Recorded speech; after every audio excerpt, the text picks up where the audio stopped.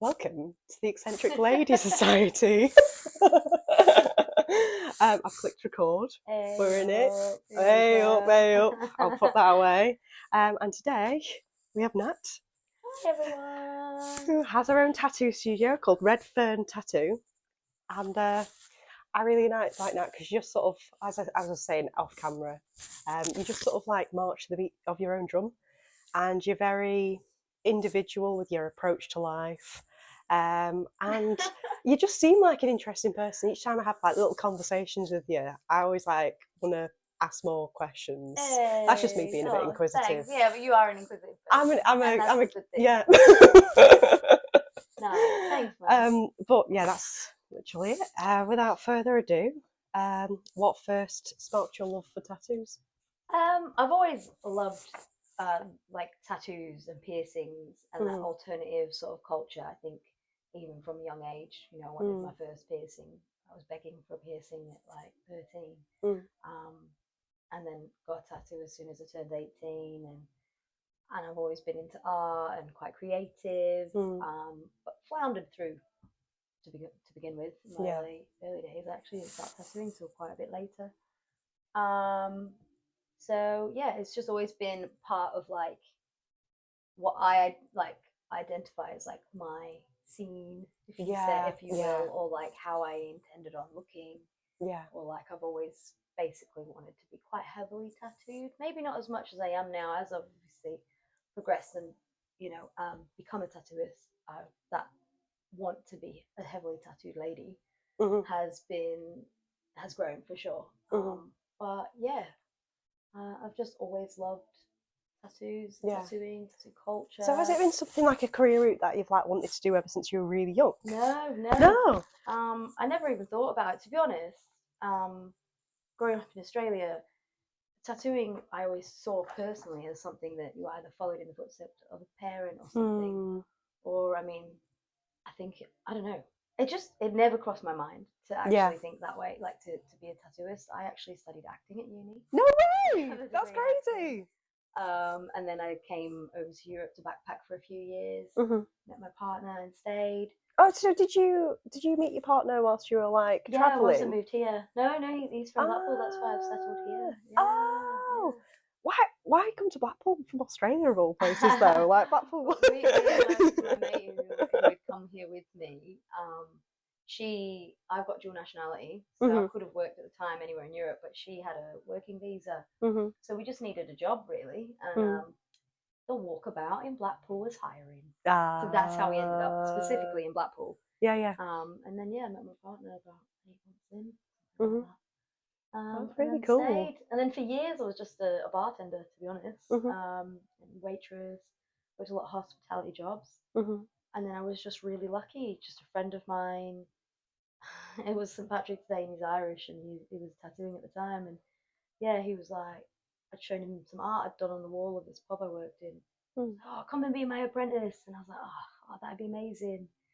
And then the next day, I just couldn't get it out of my head. I was like, that would be cool. Yeah, that would be fun.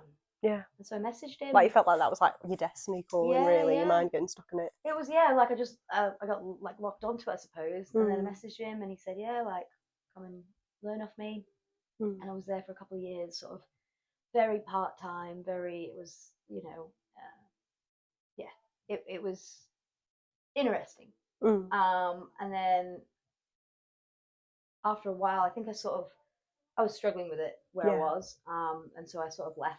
I didn't like how the guy who actually brought me in tattooing, he left and stopped doing so. So so I just wasn't vibing the place I was at anymore. So it's difficult when you don't have friends. Yeah. Well, like when you have when you have like a really close friend and then they leave and you might be friendly with everyone else, but it's not the same. Yeah, exactly. Yeah. So I thought, that's it, kind of thing. I didn't think anyone would want to take me on after when you've been like an apprentice of someone else and then you haven't finished your apprenticeship. You kind of think, no one's gonna want to complete someone else's apprenticeship. Yeah. But I was really lucky. I had a mutual friend who at the time was looking for an apprentice, and she invited me to come in for a chat. That's Cat Wilson, Madam Fink. Madam Oh, Fink. She's amazing, amazing portrait artist. yeah. I'm gonna be plugging people the whole time. No, it's Sorry. fine. It's Shamelessly fine. plugging my It's people. fine. I like, you know, like I love All wonderful yeah. eccentric ladies. Yeah. You know, it's fine. But yeah, so she invited me in for a meeting, interview or whatever, and yeah, basically said she'd take me on, but I'd start from scratch, which is exactly what I wanted. Yeah. In a really, really reputable studio, Mm. and then the rest was history. That's really cool. Yeah, That's best really thing that's cool. ever happened to me. Not gonna lie. Mm. So, And so is that how? Well, eventually you got this place as well, which is like. oh, it's well long though. This Mm. story. Well, kind of boring too. I don't know. I always It's think okay. everything that I say is not boring, but it could be boring. No, I get what you mean. I'm a And waffler, also, so we'll sometimes naturally. like, if I start waffling, just be like, Yeah. start like No, winking no. at me, like, come on, fucking shut up. Sorry, can I swear? Oh, it's fine. Oh, It's thank fine. God, It's fine. because It's absolutely fine. this is not gonna go well. I'll put it on YouTube, but our market is not for kids. But none of my stuff is really marked for kids, so it's Yeah. fine. It's fine. So, you know, when you moved to Blackpool, what would you say was the biggest cultural shock? Moving to Blackpool specifically. Well, England as well, because yeah. like I've never been to Australia. I don't know what the It's surprisingly different. Like I Mhm. think when I first came here, I thought it would be the same but with accents Mm. because we're both like Commonwealth countries, both British colony, whatever. I don't know. Mm. Yeah, anyway, so I thought it'd be basically the same, and a lot of stuff is, but I'd say like the drinking culture here, it was a shock to Yeah. the system. Like people drink in Oz, and a lot of people will have a drink every day or every other day, but a lot of drinking is at home Yeah. because it's expensive to drink out. Ah. Whereas here, the binge drinking culture is, especially when I first got here in 2012, massive. Mm-hmm. You know, Queen Street was crazy. Yeah. I think my first night in Blackpool, I got blackout drunk. Yeah. That's crazy. Yeah, it was horrible. It was horrible. It was the first time I'd done a Jaeger bomb. Because they're like 15, $20 in Australia or whatever. I just would never have bought one out, you know. Yeah. But yeah, so I think the drinking culture was the biggest shock for sure. I hear about our drinking culture being really crazy. It's a bit wild. It's a bit feral. It's a bit feral. But I like it. Don't get me wrong. Yeah, like, it's fun. There's a time and a place, and it can be really, really fun. Like, it's fun but dangerous. Not hating on it, but yeah. You know, I'm sure it was really fun in my early 20s. I really enjoyed it, but now I'd say, you know, I do avoid a lot of. Yeah, definitely. All that area, really. Yeah. Because I just feel like, you know, like I feel really sorry for the people who used to live in what's it called? It's in Spain. It's Benidorm. The locals in Benidorm. I feel like the English people have just taken over. You'd leave. You'd leave. Sure. I feel so sorry for them. It's not all English people, I promise. But yeah, a lot of them. Don't have the Spanish guys here messing out the beaches up, do we? So you know what? You've actually covered quite a lot of the questions with your story. See, the ramble covered most of it. It works. I mean, I think actually something I'd be interested to know is like, how did a lot of these questions are about Australia because in this bit I just want to chat about your personal journey to give people an all-rounded view of you before we go deeper into things, because I think it'd be good to get like the outer shell. Yeah. Okay, so in terms of like Australia, how do you think? Well, not just Australia, but you know, your family, your upbringing, your like school years, everything. How do you think that specifically has shaped your creativity in the media you used to consume when you were a kid? Media-wise, I wouldn't really be able to pinpoint anything that shaped me in that sense. Like my mum's always been. My mum's cool. Mm-hmm. She's always been, and my dad, to be fair, my dad's a magician, so. Oh no way! That is so cool. Creativity is there in my family. I think he always thought I would follow in his footsteps. I was the only one sort of interested. Do you know how to do any magic tricks? Not anymore. No, I did used to. He's dead good actually. Yeah. He works on cruise ships. And then my mum has always really supported me being creative. You know, I think a lot of people's parents, and weirdly, I surprisingly hear this a lot, like because I tattoo so many different people, a lot of young women I tattoo because of my style, and they're saying like, oh, they maybe wanted to do something creative at uni, but their parents have sort of convinced them to do psychology or science or law or something like that. And I'm just really lucky. My mum was just like, you do whatever you want. Yeah. And I'm like, okay, I want to do this. And then she put me in art classes or drama classes, all sorts. So yeah, she encouraged and facilitated me to be creative my whole life. Yeah. Never ever told me I was too much. Yeah. Never I ever think, told me to calm down or stop being yeah, the crazy one that I was. I feel like you can see that in like your art, Yeah. because it's very. The thing I really like about it is very escapist. It's like you've got this almost fantasy world in your mind, Yeah, and you're trying yeah. to capture it. Big reader as well, so I do Yeah, read yeah. a lot of fantasy books, and Oh, I and love I love fantasy. gardening, so Yeah, that's yeah. like with the flowers and all that comes Yeah. into my design. If I was to describe your tattoos, I'd say like they're probably like your style's very, well, of course, like it's botanical, but this is a weird descriptor. This is just me being a fancy nerd, but like it seems kind of elven to me. Okay. Like if elves had to put. Yeah, I like it. Everyone's switching off the podcast now. I'll go with that. But I really like that. I think it's really Thank lovely. you. Yeah, yeah. Yeah, I So, did a floral piece today just before we got here. So, oh, very yeah, nice. Very big, nice. colourful floral. Did you do much floral art when you were like back in the day? So Has it always been something that's been a theme? No, I mean, I did a lot before I started tattooing. I did a lot of like pointillism, so like just dot work. I don't even know why. Like as soon as I started tattooing, and I was like, oh, this is boring. I want to, like I like my whip shading and stuff, but Yeah. just dot. I used to just get locked on to doing like just a dot work piece and building up in dots. Did a bit of painting, but yeah, mainly marker pens and like drawing with pen and pencils. And I don't think I really got into doing botanicals so I started properly tattooing, like my proper apprenticeship, as I like to call it. That when I was 27, I want to say. Yeah. So by which point, like I, started gardening and started learning like enjoying nature a lot more, going hiking and knowing like foraging, so knowing my different plants and flowers. Oh, I'd love and to learn more berries. about that. Yeah, it's really fun. Oh, damn, I'm cough. Sorry, everyone. It's fine. I'm gonna have a brew. There you go. I'll have my drink. No, I should have bought a bigger drink. We can't pause this, can we? No, we can't. Run out at one point. Yeah. Like, give me a minute. I need more whiskey. I'm really nervous. Oh, it's fine. Oh.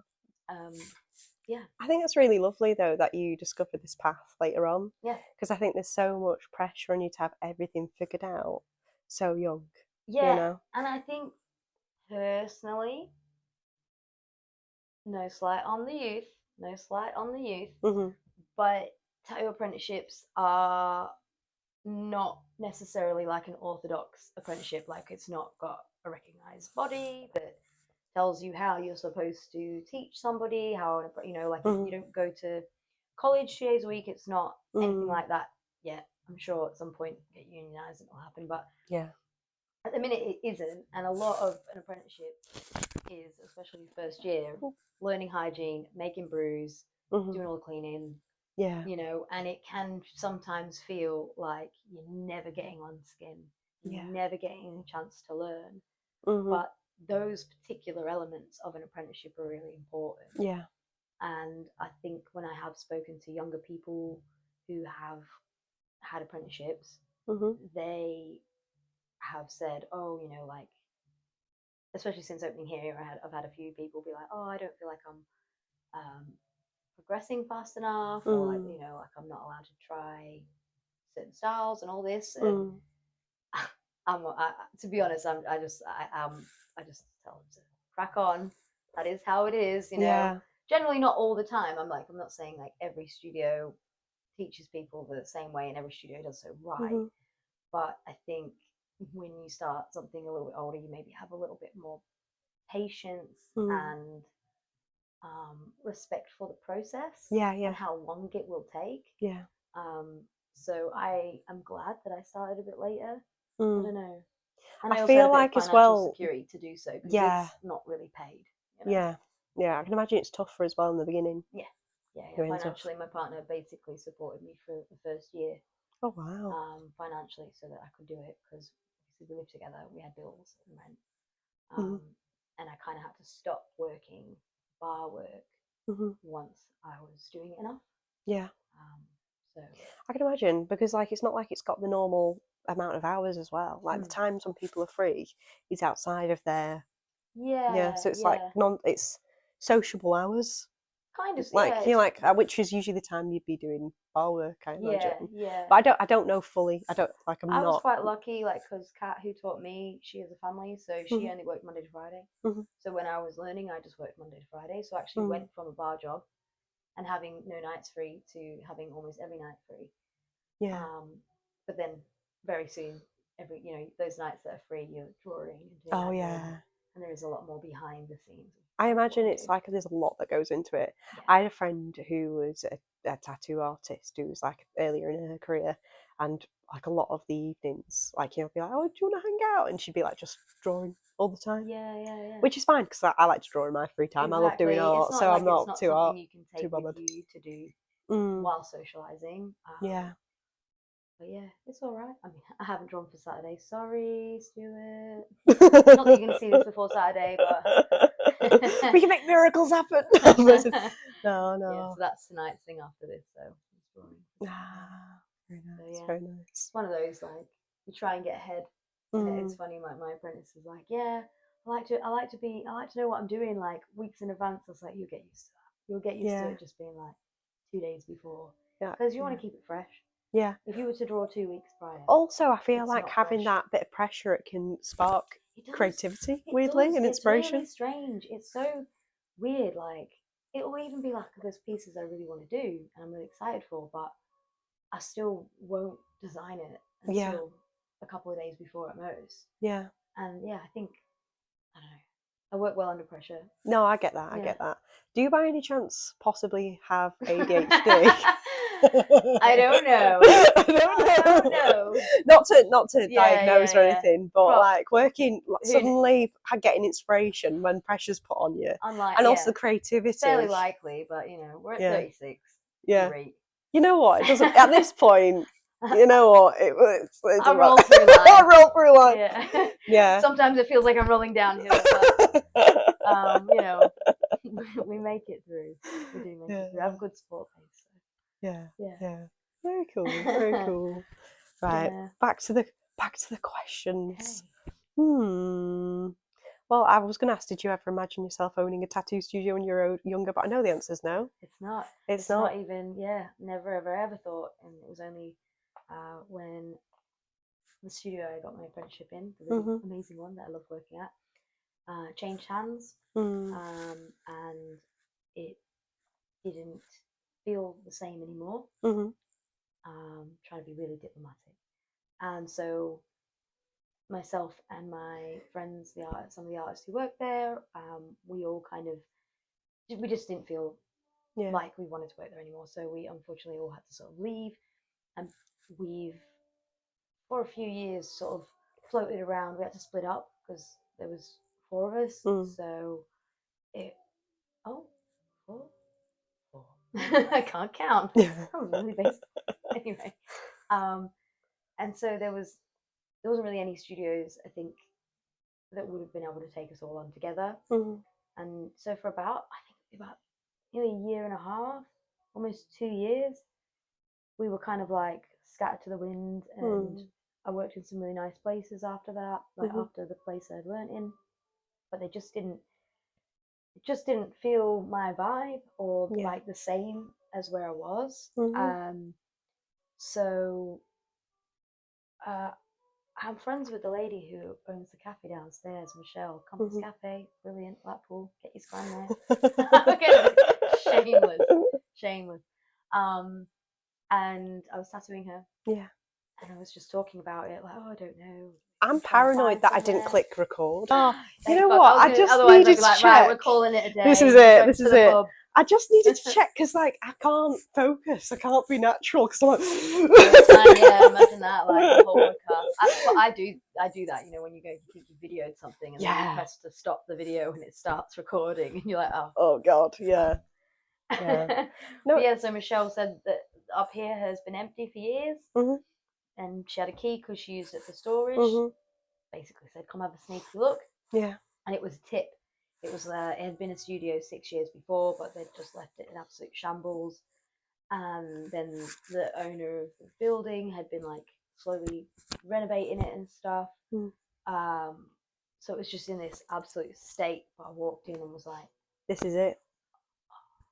and I think if you've got that kind of, I don't know, I've got this brain. There was an interior design program that I watched recently, and it was like two designers competing to create a space for people who say what they want, and they do it on one of those programs, you know, when it's like, here's the space, and then it's like, this is what I want to do, and it goes and it changes. Oh, I love That's that. what happened in my mind. Yeah, in my mind palace when I looked at this place, I was like, this is the one. yeah, This is the one. Well, it is really lovely. Like, it's so Yeah. cozy. That's the thing that really struck me.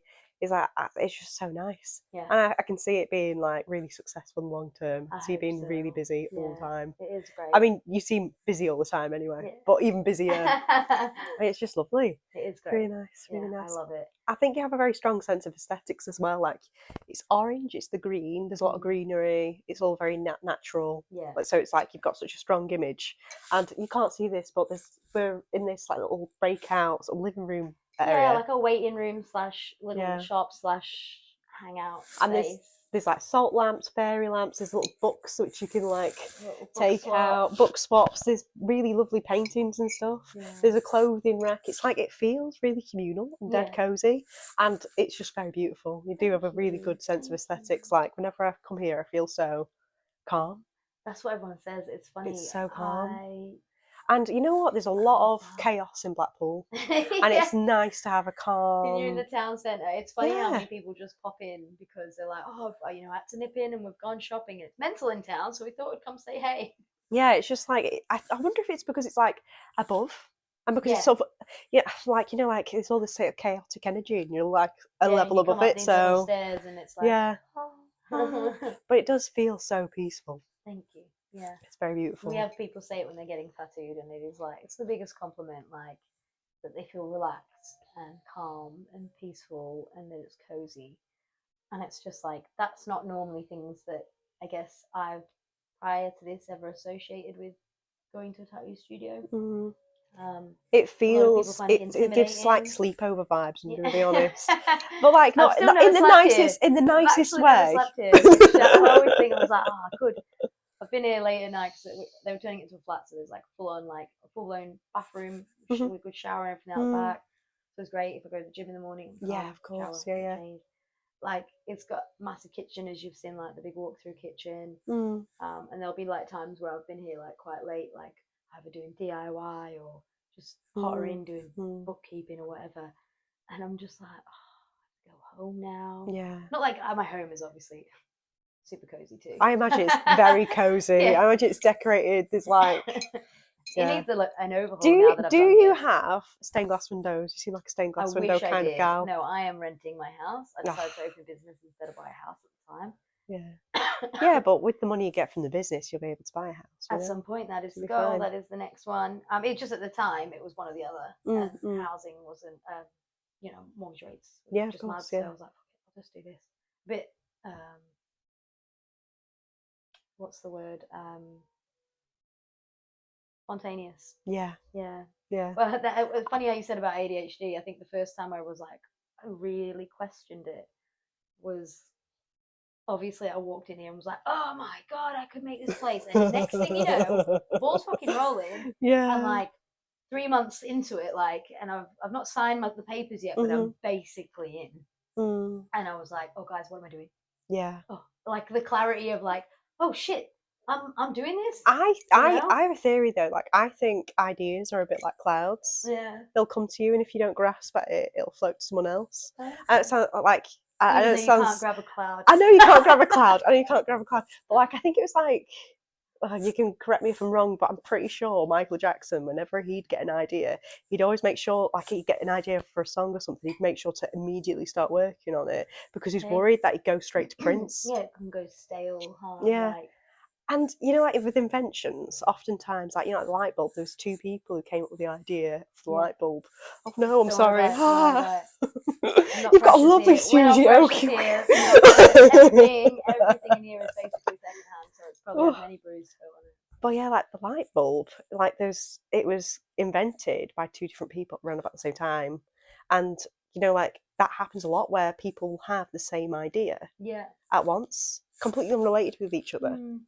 And I don't know, I heard something about like ideas sort of like being their own thing, Yeah. and it's something that's stuck with me. And so whenever I get an idea, I'm like, I've got to see this through, because I'm going to be so annoyed if someone does it and they do it better than me. I'm like, oh. I get that. I'm pretty sure I invented wall decals at the same time wall decals were invented. Really? I'm sure of it. I may have obviously just seen them somewhere and then come up with the idea and not realise, but no, I definitely invented them at the same time, but just didn't do the invention, and so therefore it's not mine.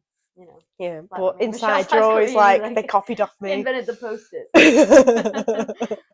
Yeah, they copied me. They got it out of my brain. Yeah. No, I remember saying, I was like, yeah, you know, if you could, you know, make artwork and that you could stick on the wall, but you know, it would come off because you're in rental properties, you're not allowed to mess with the walls. That'd be really cool. And the friend was like, oh, I think that there's something like that. It's called a wall decor. And I was like, oh. And I looked it up. I was like, that was my brain idea. But brain idea? Wow. Damn it. Did you look at the date? Maybe you'd have got this idea around about the same time. I didn't, but it was quite a new thing when I thought of it. So. Yeah, that's just a personal theory I have on life. I like on it. Things. Talking of theories and on life and everything, something that I found really interesting is like some of the superstitions around tattoos.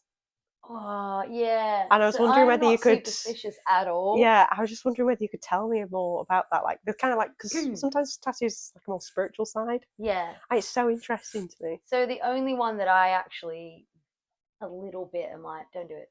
Don't do that. Is name. Names, yeah. Don't get the name of the person you're with. Ever. Even if you've been married 20 fucking years. Don't do it. Again, I'm not superstitious really, but that one.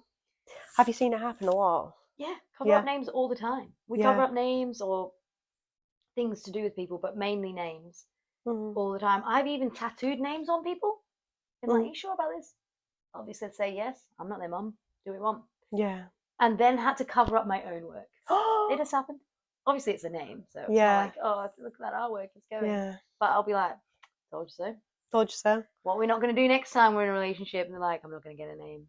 Not going to get the name tattooed. I always encourage people to get like something image-wise that represents that relationship, because at least if your relationship broke down, you could just be like, well, I just really like whatever. It makes me think of Johnny Depp, you know, with that Winona Forever. Yeah. And then he had to, didn't he like get it crossed out so it now says Wino Forever? There you go. Yeah, there you go. Yeah. I mean, yeah, there was a lot of ways to do it. I think I've seen ones where people have just like got a name and then crossed it out and put another name, crossed it out. I'm like, I literally wouldn't date you. I'd be like, oh, fuck it's off. Just a list of their names crossed out. That? Yeah, it's that's kind of scary as well. It looks like they're bumping people off. Yeah, just killing people. Not actually the girls that did. Actually, they're murder victims. That'd be good. That'll be an interesting story. Imagine going on a date with someone though, and like you look at their arm, it's just name after name after name. I think I'd just walk away. No, thank you. No, thank you. And you know, oh no, I shouldn't say that. It's probably, you know, without a doubt, it's only men that would do that. You know, I'm just going to cross it off. Probably. I'm not getting my podcast in trouble. We'll read my facial expression. Biological men. Sorry, I didn't want to offend anyone. No, it's fine. I mean, yeah, probably. Amanda would always say about men like that men often write like, well, women can write love songs, of course, but I mean, I've always had the view that like the biggest, like emotionally impactful love songs are often written by men. And after she said that, I did kind of notice it a little bit. And I'm not sure if that's because when men write love songs, maybe it goes higher in the charts. Or I don't know if they're so passionate. It's probably because by the time a woman's fucking finished with a relationship, she's just like, oh, whatever. You know, and then maybe men get their hearts broken more. I don't know. Well, apparently women like take themselves out of a relationship mentally way before they break up with the person. I think most people probably do, to be fair. So maybe that's it. Maybe it's just maybe because I know male musicians have more issues and therefore get dumped more. They do say never date a musician. I'm dating a musician. You don't. Just don't get his name tattooed. Isn't your husband dating a musician? Yeah, that's fair. That's fair. Yeah. No, wouldn't get. He's a musician as well. We've got things tattooed together. We tattooed each other, so yeah. So we're all But good. say he's a We're all good. musician, he's not like he's not a it's not his job. Yes. You know, it's not his everything, which is Mm, great because mm. yeah, I feel like when it becomes your everything, it can kind of have a weird effect on your brain. I imagine so. Yeah, Yeah. yeah. Mm. But I don't know. I'd like to be in that position. If my Yeah. music took off and that was my problem, I'd be So, very yeah, happy with that jetting around the problem. world. Cool if you had your own jet. You know, like back in the Yeah. day when they used to tour, they used to get like a jet and a bus and all that. Now, you know, Yeah. see people touring where they're just like, you know, just rented a car. Yeah, apparently it's really hard to make money, Yeah. music these days. Yeah, I imagine Although so. I don't know anyone who really makes that much money from music that I'd be able to ask them. Yeah. So, Yeah. like in the past, I don't know any ex-musician celebrity types who'd be like, is it, to be able to compare I and think I know a contrast? few musicians that do it as their career, and like I've met a lot of session musicians, Mm, mm. and so but like you wouldn't be like, oh, they're a musician. Do you know the name? You Yeah, know, like they're not famous, but they have career in music. yeah. Like I say, yeah, the session musicians can obviously get jobs in theaters or Mm. anything like that, like and they travel and stuff. I So do wonder how AI will affect jobs like that, I think we should get rid of AI. I think we should get rid of the idea. Fuck No, AI. Fuck AI, guys. yeah. I'd like. In all its forms as well. I'm not into any of it. Oh, have you had people come in with art that they want you to tattoo, and you're like, that's That's AI. not real. I mean, I think we've had stuff like that since before this big AI thing's happened. Mm-hmm. I actually have never, and I will never, used the chat. Is it GBT, GTP, ChatGPT. whatever? I've never ChatGPT. used it. It's a website. I don't even know how to access. I don't know what it is. Well, I know what it is. It's Mm-hmm. been explained to me. I just won't bother. Mm. I'm not going to do that. I'll just, if I need to ask a question that I can't ask somebody, I'll just Google it Mm. and have a read through some articles and information. Yeah. And I know, like, some people will be like, well, that's basically the same thing. I'm like, yeah, no, it's not a program then giving me the information. And I just think surely there's ways of that being corrupted in a way, like information could be held from you. And I imagine Googling it is the same, but I feel like if you are forced in a way with Googling something or going on Reddit or Mm-hmm. forums and stuff and asking the wider public stuff, I feel like you're more likely to receive, come across answers and information that is more relevant. Like, I don't know, I worry with AI that, I don't know, I'm a bit of a paranoid person in the sense of like they're trying to manipulate us, they're trying to, and I just think it's probably much easier for information to be selected. Yeah. I could ask ChatGPT a question about um, the genocide in Palestine, for example. Yeah. And based on whoever owns ChatGPT or whoever has influence Yeah. in the world of the internet, I must sound like a right idiot. Like, No, you don't. I mean, this person. is actually a point I haven't really heard before. Why? Because what's to stop them not, like making not it including certain data sets, information, yeah, perspectives, because exclusion of information, they can go, well, it's already happening in the news and things. Exactly. Yeah. So I just think with AI, I think there's just more of a risk of that happening. Yeah. Well, I have a more complex relationship with AI. So, I have a legal background, and as a solicitor, like if I draft it depends. Different law firms charge different amounts. Yeah. So there's that one law firm where my hourly rate was £350 per hour. I only get a small portion of that, sliver of that. Don't be looking at me like I've got loads of money. I have, like, and another firm, it's like around about 250. But like, it takes so much care and so long to give someone good quality legal advice. And now they've got it so everyone uses PLC. So if you chat to a lawyer, they'll tell you about PLC, which is Thomson Reuters, and they've brought in this new AI that they have now, which is like basically scoured the whole of the legal database, like the legal libraries. And before you'd have to give them a question, and it might take them like one of the people who works there in the archives, like, get back to you, and they'll get back to you in 3 days. Yeah. And the client will be jumping up and down. You'll be like, look, I just need to check. You know what I mean? And like lease reports, sometimes it take me like, it's difficult to quote on the work because it can take you so long to read through a lease, especially if it's a massive one. You know, because it's just, I don't know, like 50 pages of terms and conditions. Yeah, Do you know what I mean? And writing up a really detailed report on that, trying to cover your back, because if you don't Sounds so advise them fucking on boring, things, man. that's the You must world love I it. live You must love it. in. Legal jargon. No, I Oh, think, well, for me, I was really dyslexic when I was a child. okay. I still am dyslexic. Like, I did not know how to read until I was like 13, or like early high school. Yeah. Early high school. I was in bottom set for everything. I was predicted to like not pass my GCSEs, and then I have a very disabled little brother, and I was really worried about him a lot. And then he got put into special school, so I didn't really have to worry about him as much.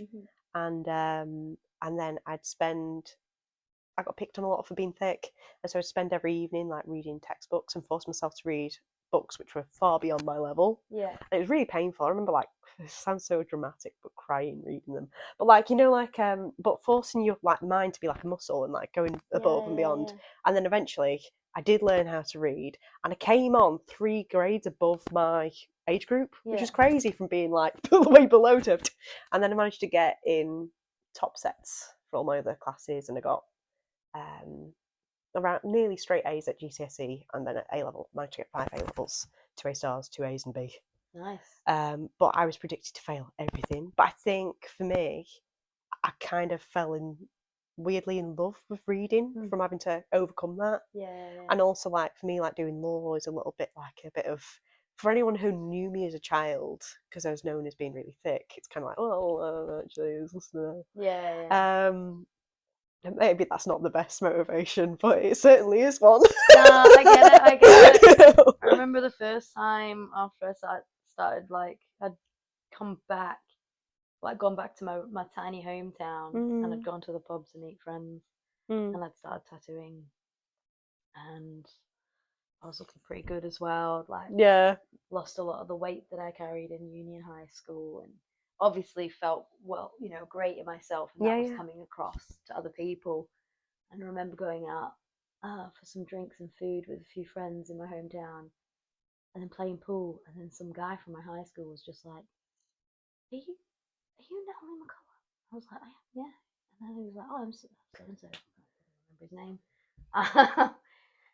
And it was just this popular kid from high school, and recognized me, and I was like, oh, I almost didn't recognize you. You look so different. Like, what are you doing now? Were you a nerd in high school as well? I wasn't a nerd. No. I was. I was just in like, between. I was a smoker. I was a bit of a reject. Bit of a rebel. So but you're not like, too rebel, I'm but enough. Yeah. There's like, it's funny, like the social sort of hierarchy, because you got like the popular kids. I was kind of like, I was in the nerd herd, but I think there was a social group even below that. Yeah.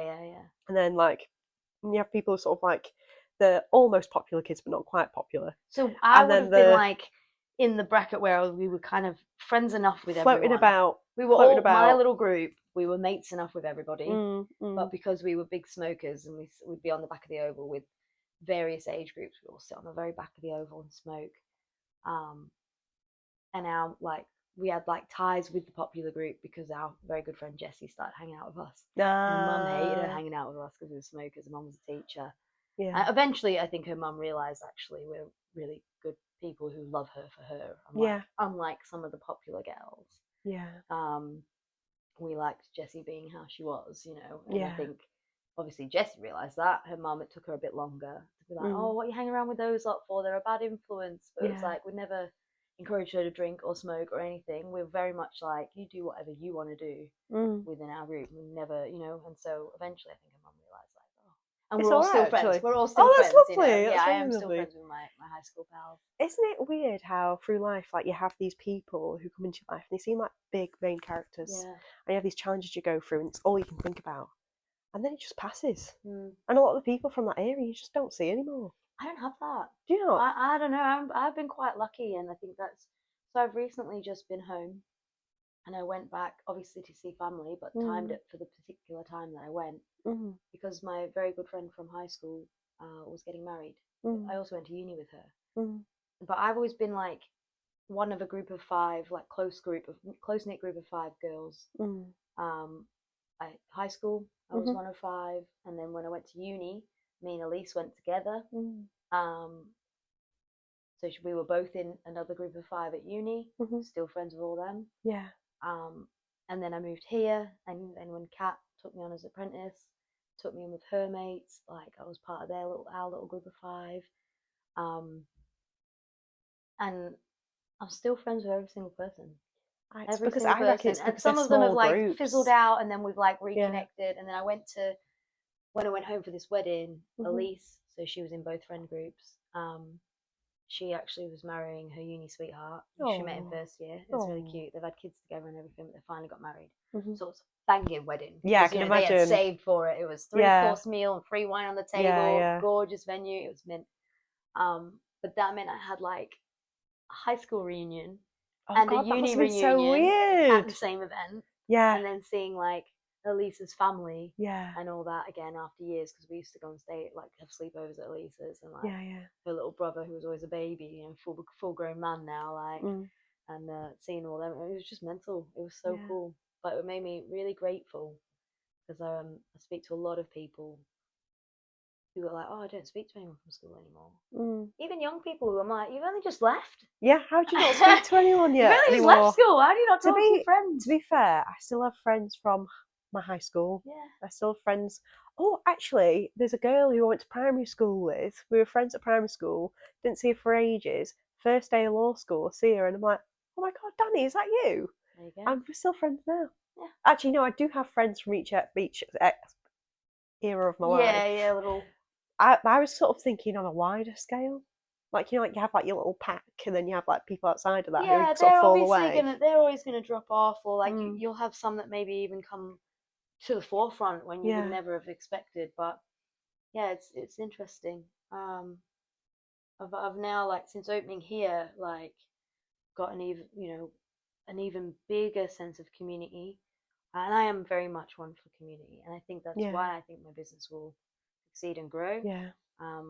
I try as hard as I can to support. I think you really care about people, and it shows. Sorry, interrupting. No, not at all. I'm a big interrupter. Don't you worry. Well, idea. Like,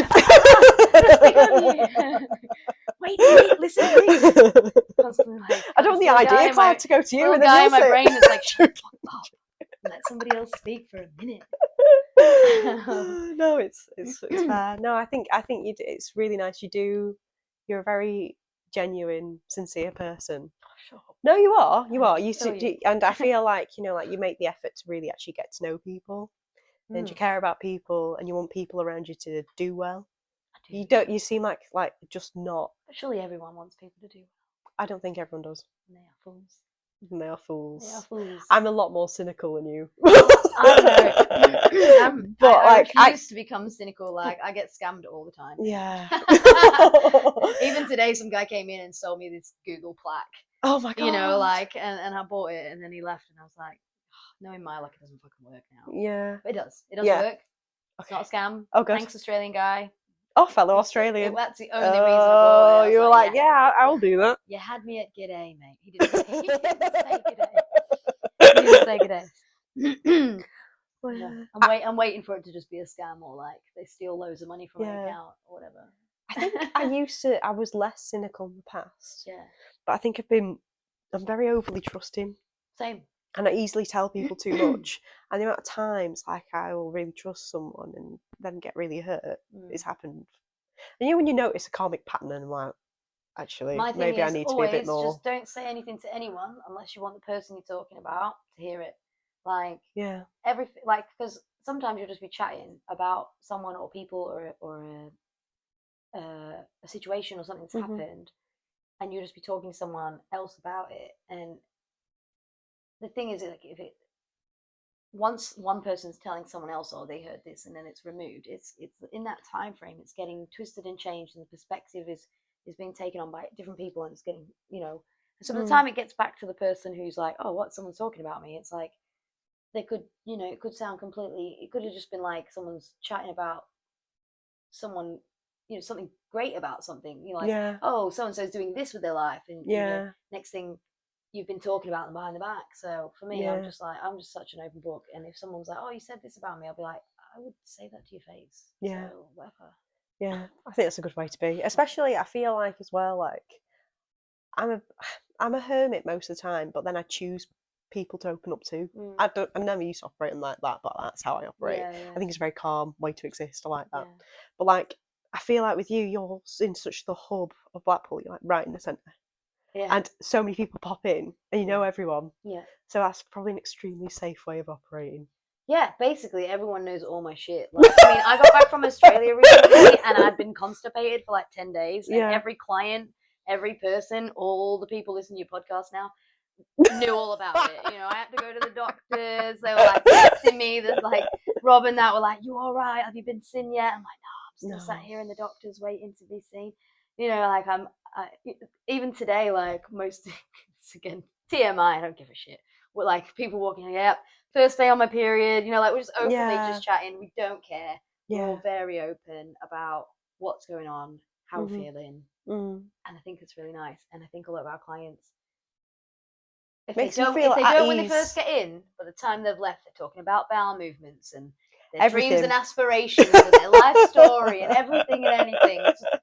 There's not many topics that we won't talk about here. Although, I will say, you can bugger off if you're racist. You can bugger off if you're homophobic. I agree with this. Or any kind of phobic. Yeah. Go away with your bigotry and your horrible shit. Free Palestine. Fuck Israel. Just say, is that right? I mean, that's fine. But what shadow banned. But what I would say though with the that's my personal opinion and not the opinion of anyone and everyone. No, I get that. No, I agree. But what I would also say is like, I do feel like, you know, the Israel. I don't know if it's appropriate to talk about it. Of course, we should be talking about it. We should be talking about it. Yeah. To be like, oh, we shouldn't talk about politics. That's something people of the lower classes and the middle classes have been told to behave like. You know who does talk about politics? Rich cunts. Yeah, sit there with their fucking cognac talking about everything. I feel like with the Israel-Palestine conflict, I think it's only going to be a matter of time until, well, the tide's already changing on Israel. Everyone knows about what's going on, and I think it'll only be a matter of time until, like, you know, like the repercussions happen with Israel. But at which point it'll be too late. I mean, they've killed billions. You know. But no, I completely get that. I feel really awful for just all the ordinary people on both sides, like just the women and children who are on just who don't have any interest. It's just the people at the top who are like the ordinary folk.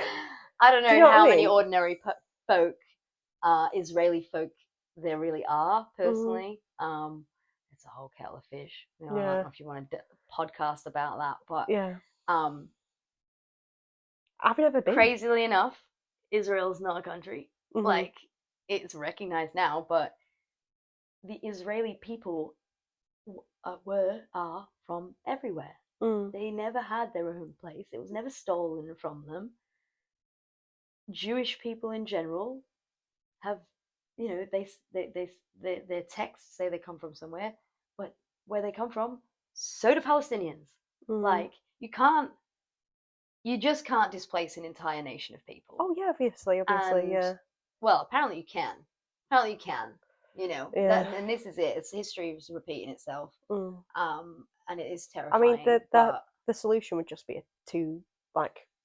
I don't think it's right to completely displace all the people who've lived in Israel for like however long they've lived. I think the solution is, and neither is it. Like, I feel like it.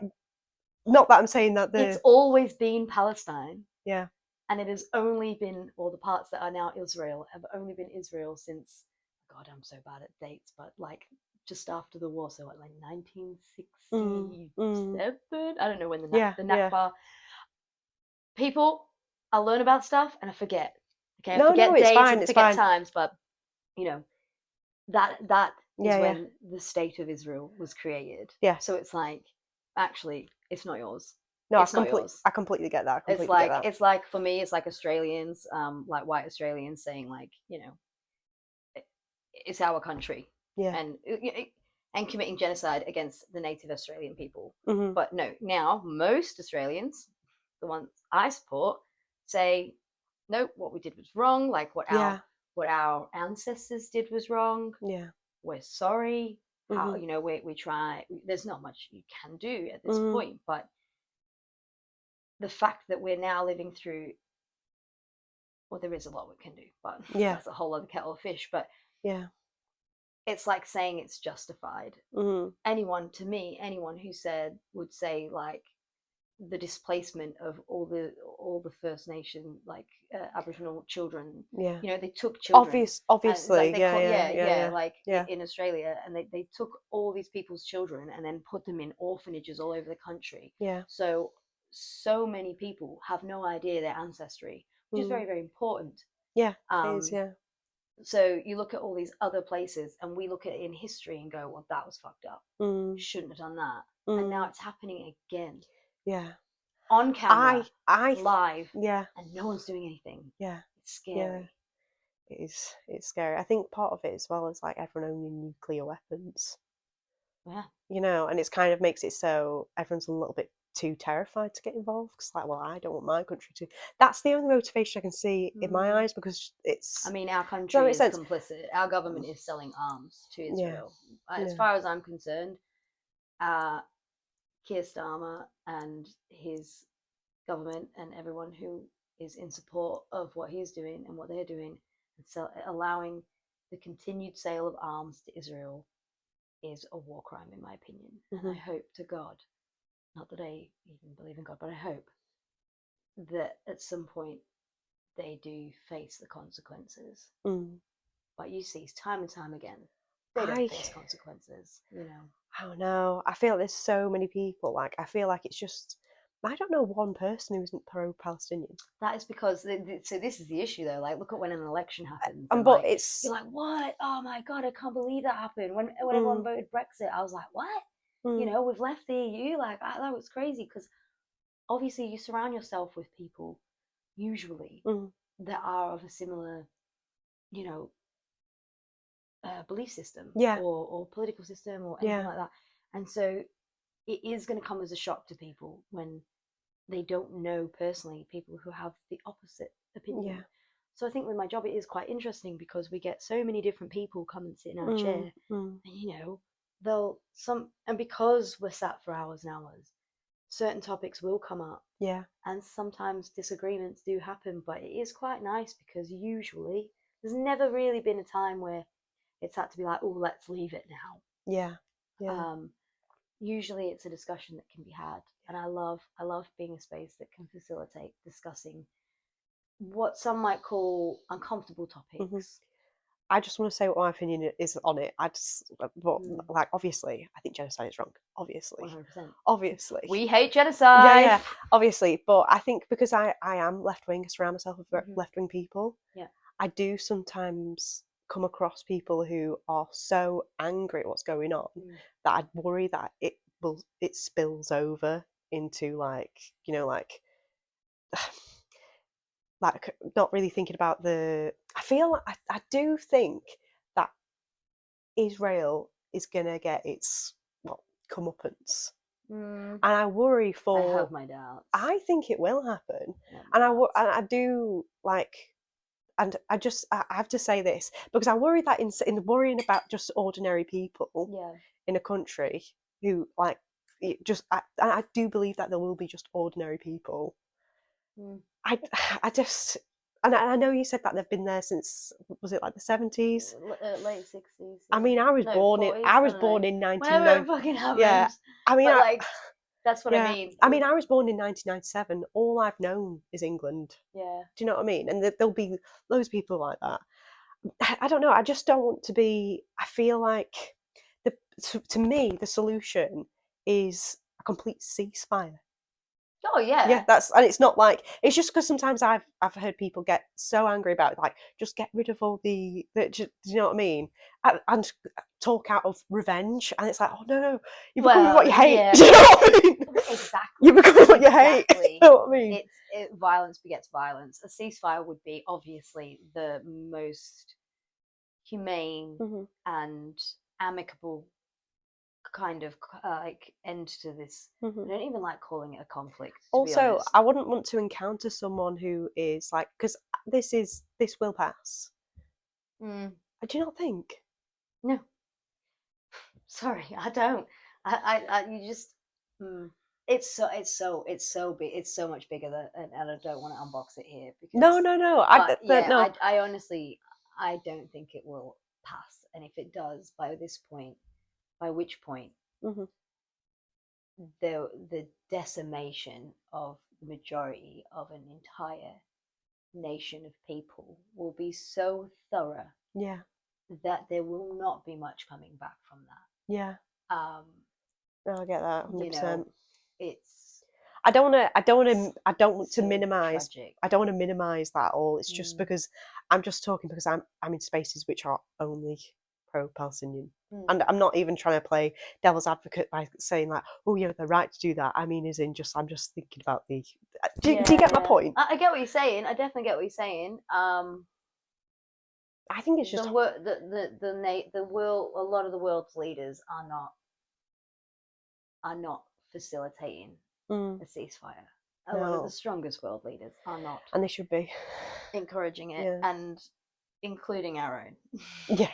You know, Yeah. can't call for a ceasefire and then carry on allowing the sale of arms Yeah. to said country. Yeah. So until we put things in place to stop the state of Israel carrying on this genocide, Mm, sanctions, stopping them from having weapons. I mean, they were allowed to take part in Eurovision. mm, Okay, yeah.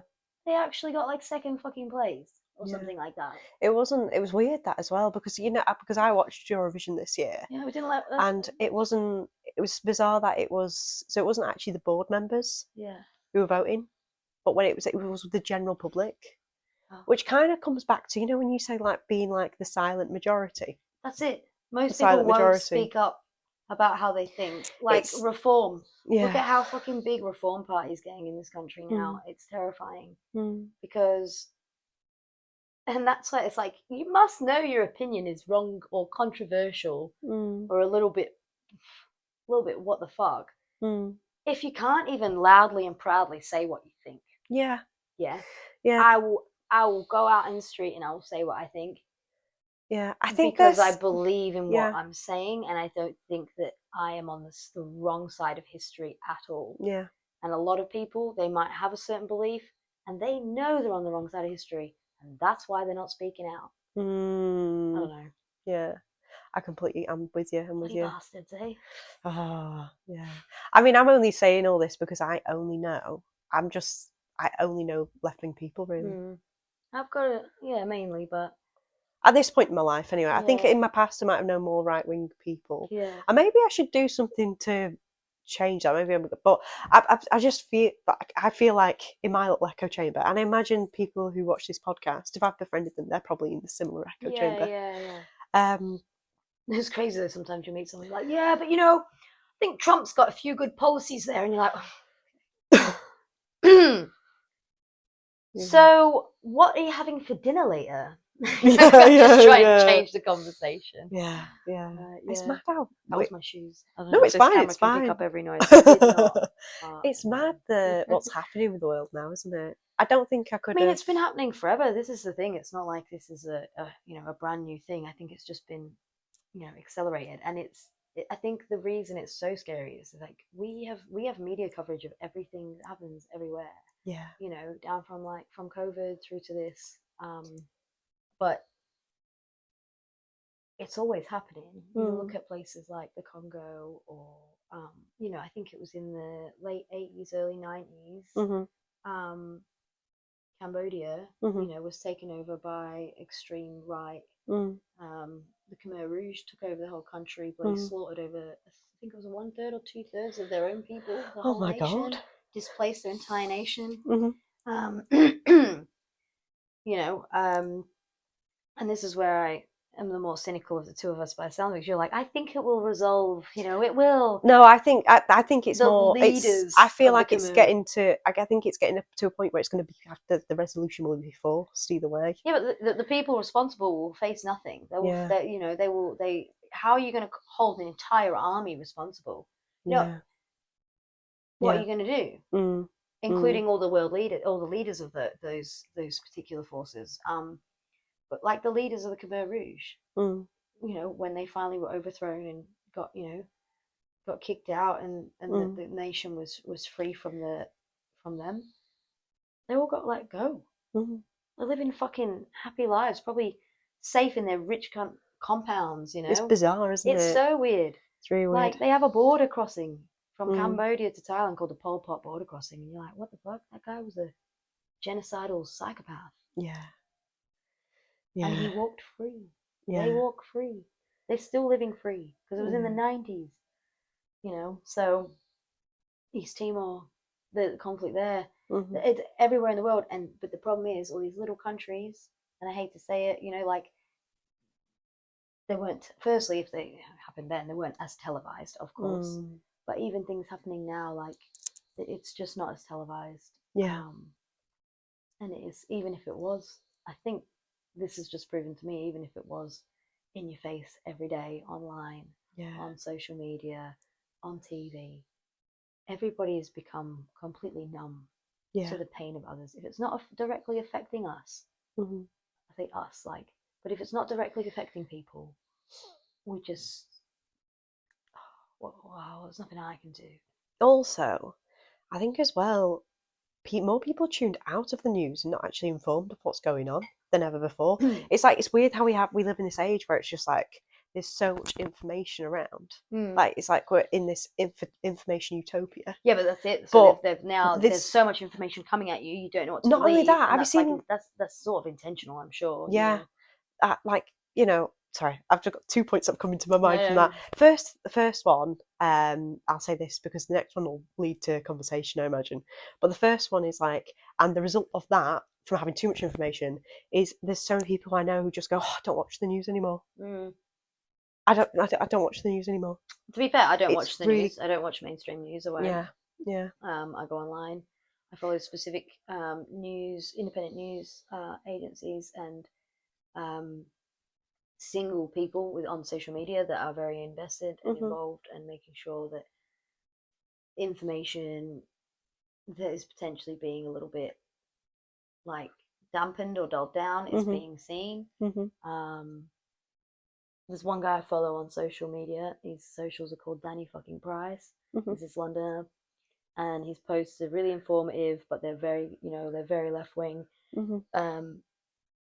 Not in it like, he's just basically bringing things to light in the perspective that I see things. Yeah. And there are a lot of people out there that are doing their part in trying to spread information, and the correct information. Problem is, our local, like our mass media outlets are owned by some of the richest people in the world, some of who are major Zionist Israeli supporters and backers. So if the papers or the people who own the media, if they have an agenda, that they want to push, they will. They have the platform to do so. Yeah, like Murdoch and whatnot. Yeah. They have the platforms to do so. And so you'll have most left-wing people going, well, I'm not going to watch that because it's bullshit. And then you'll have the rest of the masses sucking it all in, like sat on the sofa. It's mad that I feel like everyone's in their own echo chamber now. Eat, sleep, especially sleep, TV, repeat. That's all everybody does. Yeah, even with social media, I mean, being trained on the algorithms. Like I said, like, I genuinely don't come across anything right-wing. In fact, I have to, but like, not that that's like, obviously I'm a left-wing person naturally. I just feel like that's where, like, if you ask me my opinion on things, my natural opinion, I'll like say, well, this is my opinion, and then I'll look it up and it naturally falls in line. And my whole algorithm is left-wing, but like, I do sometimes worry that, like, I want to be good at debating, and I'm worried that only seeing one side, I wouldn't. Yeah, do you know what I mean? I think that's the thing, like, being able to have a conversation with someone you disagree with should not always end in conflict and argument, and then it would be nice to be able to have. Because sometimes I'll talk to sorry to interrupt. No, sometimes I'll talk to someone who has different views of me, but they'll be so fresh to me because I'm aware I'm in an echo chamber that, like, they'll say things I'm like, I don't even know a counter argument to that. Does that Yeah, no, Do I you know get what I that. I mean? get that. Usually, like, I'll just be like, I just need a wee. I'll be back in a minute, and then like, they're on my phone, like, you fucking Yeah. liar. Can't prove you're wrong. You're full of shit.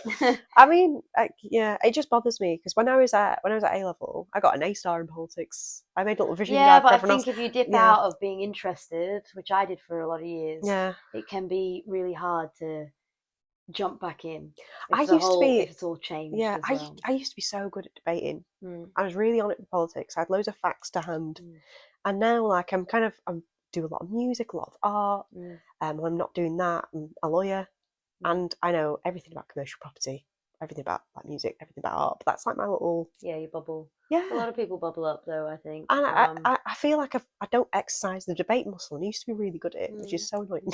One of my favourite things to do is like when I'm out for a drink, like me and my mate, me and Bethia, the apprentice, we love going out and just like rage baiting people in smoking areas. See how they It's respond. just gone fine. I grew up where I went to uni. It was also an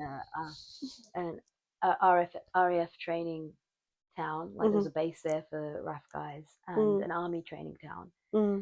And you always could tell the army guys or the RAF guys when they were on a night out. Obviously, uni students, we dress how we dress. Yeah, yeah.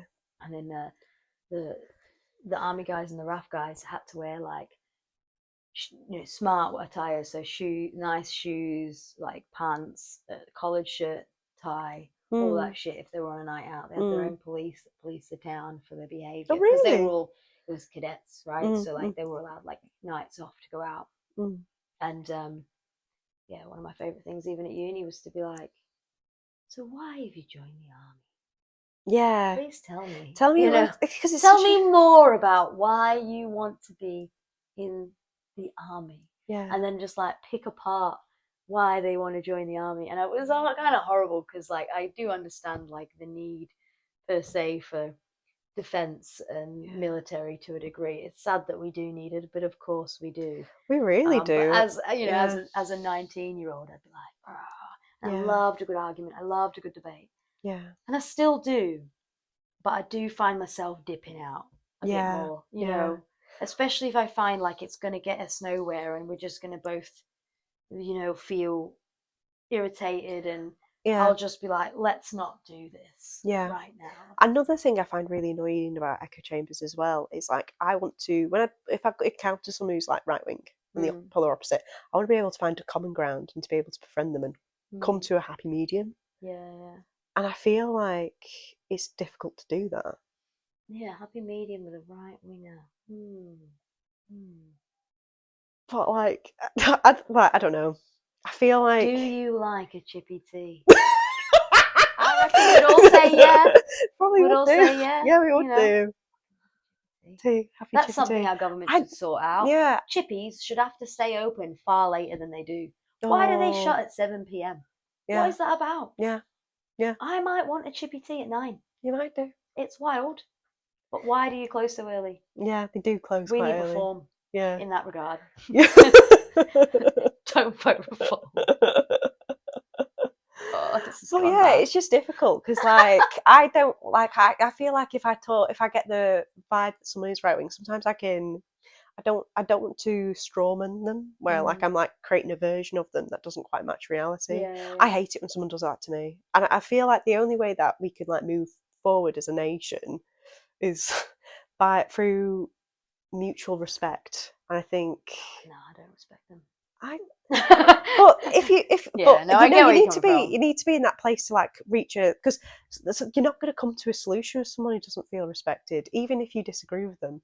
Yeah. Do you know what I mean? I just feel like there needs to be more emphasis on like I don't know. Look, Dulcimer, the world's not nice.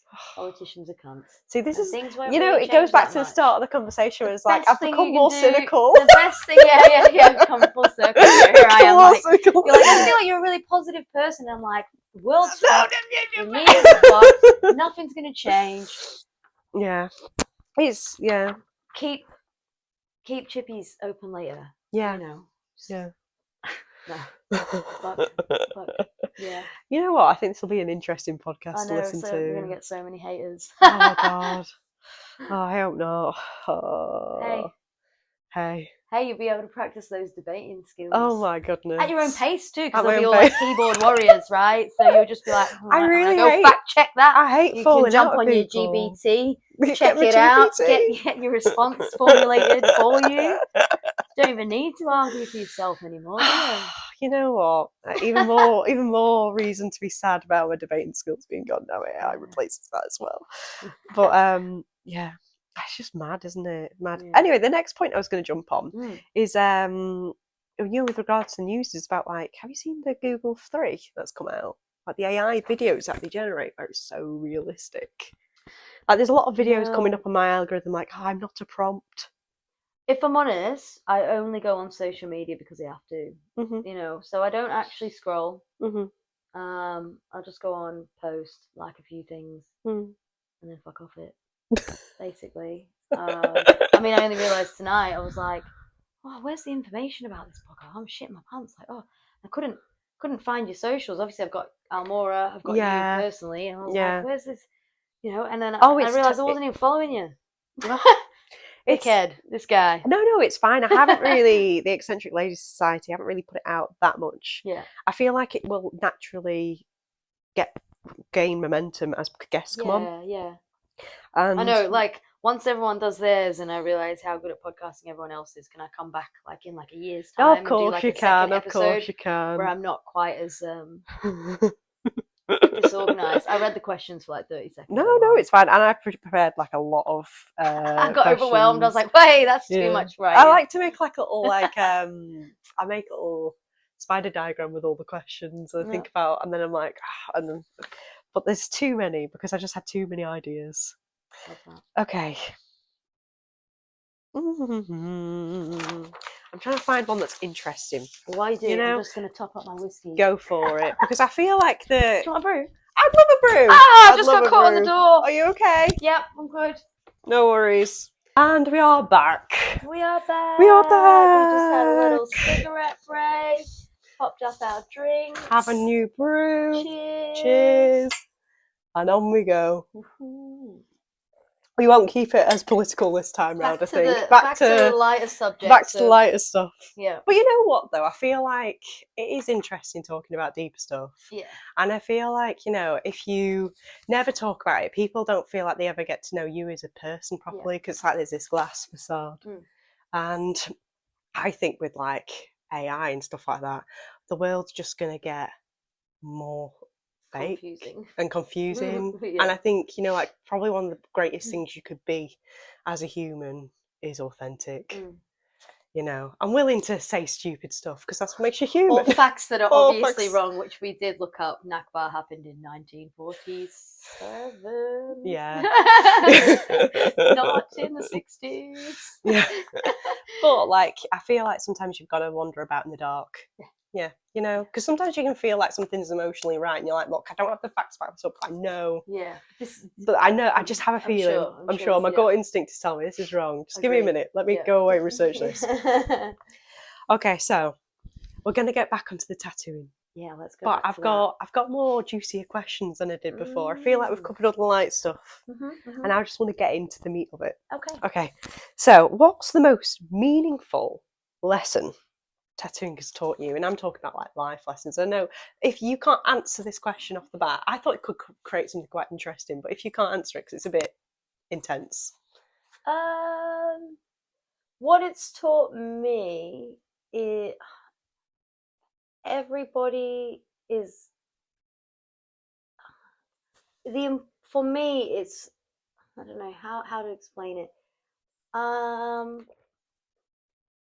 Everybody's wants and needs in regards to the tattoos that they wish to have on their body are as important, you know, to them as, you know, like, I don't know, I like the idea of treating every client's design idea and concept as if it's as important to me as it clearly is to them. Yeah. Because everyone gets a tattoo for a different reason. Some people, they just love the look, the aesthetic, but some people it is deeper than that. And I think I'm rambling right now. I don't really know what to say. No, it's fine. You have to catch yourself. You have to check yourself Because sometimes you can be like, oh no, I don't want to tattoo that's not my cup of tea, or maybe I think it would look better like this. But I'd struggle with that. Something that's important to a client and they want it a certain way, that's their body. So it's having that, it's trying to find a good level of, this is my art, and I want to do my art in a certain way. I want to produce certain types of art whilst also providing for somebody else what they want on their body. So it's not often, but every now and then there will be pieces I will just choose not to do. Because I don't feel like I'm the right artist for them. And I think that's something that I think a lot of artists maybe don't do enough of. They should do. If I was getting a tattoo as well and something was important to me, I want them to care about it. You want them to care. You want them to be interested, find it fun. You want them to want to do it. And I try to put into every piece that I do, I try to put a bit of my own sort of twist on things, but also while respecting the wants and needs of the client. Because it is ultimately on their body for life. But it is my art. It's a very strange mixture of, like, it kind of belongs to us both in a way. I had a really weird statistic, and you can look this up, and if this is fake, put it in the comments or whatever. But I'm sure I remember, like, there was like this show where people were, like, as a social experiment, were nude around each other. But the people the most comfortable, as if they kind of like in themselves, the people with tattoos on, because it's almost like they still had their identity, whatever. Yeah, I would say so. For me, that's like, people, oh, what do your tattoos mean? I don't have many tattoos with any deep meaning. I've got a few, like I've got one that I've done on myself for my nana and granddad. I've got tattoos that I've got with my partner, or friends. But generally speaking, most of them are just because I think it's aesthetically pleasing. But as someone who has, for a long time, a lot of people describe me as confident now, which is funny because I think I'm just faking it till I make it. But I am more confident. And for me, that is the biggest meaning. It has provided me with a sense of identity, a sense of self, a way of being creative in my aesthetic, just like I would with my home. I think you're confident in the sense that you give yourself permission to be you. Yeah. So if I had to take part in an experiment of being nude around people now, you know, I speak to people and they look back like, oh, I wish I was 22 again. I wish I was 20 again. And I'm like, nah, I'm 35, going on 36, and I've never felt better. I think I look better than I ever have. And me at 22, there's no way I'd have even worn a bikini. I mean, let alone got nudie pie. Yeah, I feel silly saying this because in the grand scheme of things, you're still young. Oh yeah, you're still young. But I'm an old lady, you know. But you know, for me, it's like, you know, like I'm in my late 20s, and a lot of the conversations I have with girls who are also in the late 20s are, we're on the cusp of 30, as if we're all going to die. I'm like, mate, as if we're all going to die. Gets better from there. And the nicest thing for me has been like making an effort to befriend people who are like literally not even that much older than me. Like, you're not really. But I'm the opposite, so I've chosen not to have kids, so I've had to like age down in friendship. Age down! Like, I've still got all my mates, like I was saying earlier, like still mates with all my mates from school, still mates with all the people that I've ever met, like most of them. I'm still pretty good friends with people that I know. But especially since opening here, I have a lot of friends who are younger than me, and of varying age groups, surprisingly, because as a childless person, I still have the capacity to be a bit more spontaneous than a lot of my friends with children. And, you know, it could be like, oh, I fancy, literally on Tuesday we were working, Besides brother Ben came in and was like, oh, there's a really good the New Zealand band on playing tonight at Bootleg, like, you guys should come down. I was like, oh, gotta support the Kiwis, you know. Is that Bethia? Yeah, because sorry. No, it's alright. I called her Bethia for years, and they didn't. I'm sure I've heard Bethia about, but Bethia, Bethia, because I'm friends with Ben. You've been jamming with Ben, yeah. Nice. He's really good at he's good at he's good egg. He writes really good music as well. He needs to put himself out there. Like, he's artistically really skilled. But like, I was chatting to him and he was like, oh, I'm just hanging out with my sister at Nat's studio, and I was like, you're Nat's brother? And then not Nat's brother. And then I put together the pieces. It's like, but the weirdest thing with finding out that the siblings is I don't think they look that much alike. They do. When you see them together and them chatting, they have a look. Then they have another brother. There's a couple of siblings, but they're a younger brother, the next youngest. Yeah. He's like, if you see all three of them together, he's like the tie. He ties them together in appearance. But my family is the same. Like me and my sister, a year apart, but we don't really look alike. Yeah. I mean, you would know because when we hang out together, like you see little things, but we don't look alike. Neither does my brother. Yeah. My next youngest brother, he looks more like my cousin, like the spit of my cousin.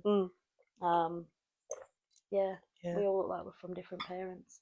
It's funny though, isn't it? Not, well, some of us are, but yeah. Isn't it weird? Like, have you ever seen the Instagram thing, siblings or dating? How many people look like that? They look People like who date people who look like themselves. It's weird, It isn't happens it? a lot. It happens a lot.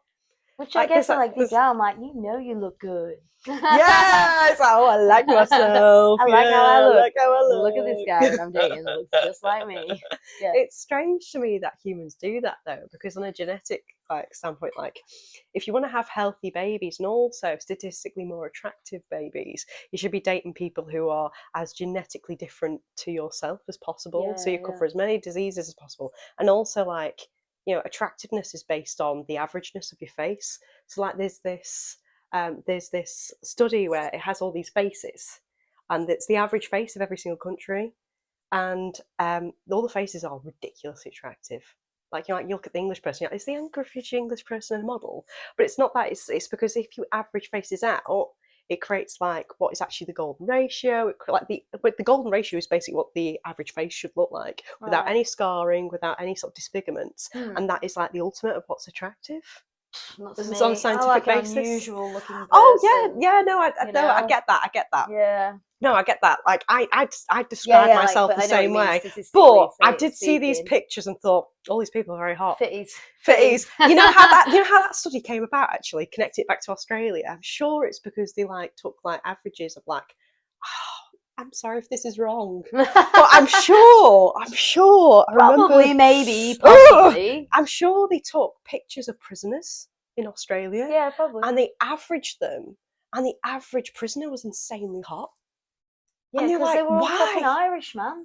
Yeah. I We're like, you know what? We're going to send all the Irish prisoners to Australia to work in colonies. Yeah.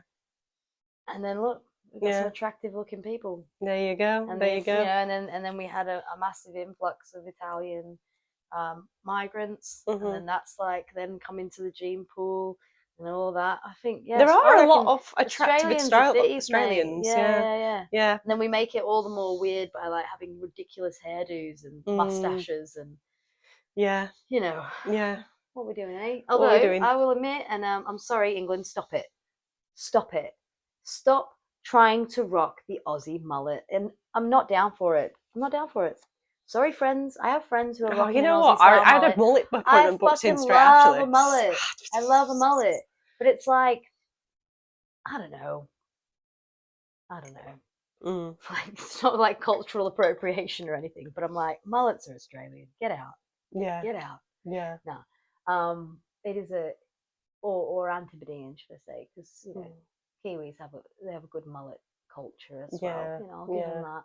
But yeah, I've noticed in England there's been a huge influx in men rocking the Aussie mullet, and it's just not doing it for me. It's not the vibe. It's really not doing it for me. Not the vibe. No. Yeah.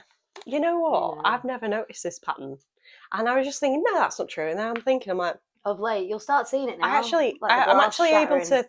You look around the pub and you're like, what the fuck? No, I actually 3 or 4 fucking mullets here, and you're not Aussie, so stop it. And a straight mullet, I'm sorry, you can only rock a mullet with curly hair. Yeah, in my opinion. Yeah, business in the front, party in the back. Yeah. Okay, stories from the chair. Bum, bum, bum, bum, bum. Oh, it's so right, boring. okay. I don't even have anything. Oh, do you not? What's the most weirdest tattoo you've ever done? I've literally not done a weird tattoo. Have you not? No. Right, cross that question. No, I've really not done anything too weird. Have you ever had someone cry during a session, but not for reasons of pain? Yes. I was going to say more often than not, if someone does cry, it's not due to pain. I generally would have more people cry because it's been a very meaningful piece for them. So it's usually after or sometimes during, if it's due to loss of a loved one or a pet. Oh. Sometimes it's sad crying. Sometimes it's weirdly like a grateful crying, like they're happy that you know, like it's very important to them, it's meaningful, and they not grateful, but like their emotion is not only sad. Yes, yeah.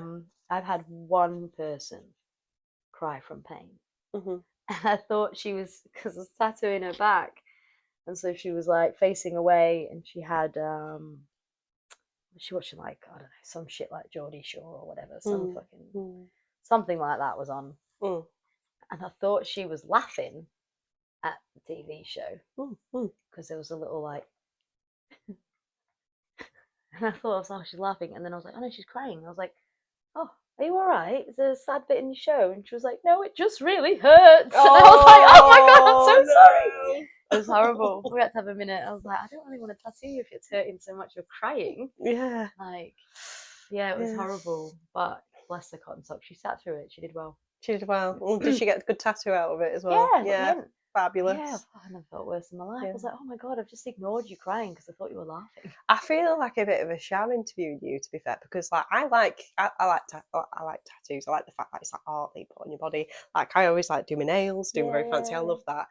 I've never had a You're tattoo. A clean skin, aren't I'm you? a clean skin. Oh my! I've never had a tattoo. You are. I'm very. You're trafficable, mate. I'm trafficable. Yeah, oh. You best be careful. I am. I mean, I'm literally, and I'm happy to say with some record because I've never done drugs. Wow. I've never had a tattoo. Fucking hell. I barely drink or smoke or anything. I'm like, but I feel like despite that, a lot of people, if you gave someone a fact sheet, you're like the innies and the outies and Severance, and they have those facts, but she's so bloody boring. I wouldn't say I am boring though, and I wouldn't say like it's not like I'm. I don't think having tattoos and doing drugs makes you a more interesting person. That's true. You know, that's true. I think interesting people are just. They are. For me, I feel like my identity, I love learning about stuff, and I don't feel like I am, like granted, on the surface I seem very established in my identity, but I don't know if I'm that established enough. You won't be it though. Like I would say at 28, I think at any time throughout your life, you'll always sort of assess and reassess what you're thinking and who you are and what your belief systems are. Yeah. And that's never going to stop. And if it does, that's when you become one of those people that doesn't, you know, do any research or think for themselves or, you know, want to, you know, have views that differ from others. Yeah. I don't know. But I think, you know, me at 22, me at 28, and now at 35, completely different person. Yeah. But there's still going to be a little bit of that core person all the way through. It's like they're like still inside you. And you're sort of just growing in a shell outside, you know. You're going to grow and change and adapt. Your inner child still there. That little dickhead, yeah. Definitely. I love a trampoline, mate. I love a trampoline as well, to be fair. And a swing. Oh, yes. You know, if I go to the park and like the swing set's free and there's no kids, I'm like... Yeah. But I feel like when I'm older, I hope I feel like, or maybe I'll just feel like I'm always transient, and is transient the right word? Always changing. I don't feel like I get really transitioning. I feel like a pattern I'm noticing is I get really attached to an idea or something, and give it a year or two, and I'll change. Yeah. And I don't want to get any symbolism or anything that's meaningful, and then it changes. Although something I would actually consider is something for aesthetic value, because there's certain things I always like. I always like a tree. That's it. Basically, most of the way I look is aesthetic. Like my tattoos are chosen because I just like how it looks. Yeah. One thing with the natural progression of being a tattooed person, I think, which I think is an interesting one, is when you're younger and you start getting tattooed, you'll be like, oh, you know, I want this here and that there. And like at the minute, like especially over the last few years, there's been this fad with these tiny patchwork things. Oh, I've noticed that. You know, and I would look at this arm and say it's patchwork in the sense of like I've got multiple pieces by different artists, and you know, there's little skin gaps in between. But what I'm talking about is like these little diddy ones and stuff. And I can definitely see a lot of the people of that age, you know, in a few years wanting cover-ups or removal. I mean, you're seeing it already. Removal is becoming a fad.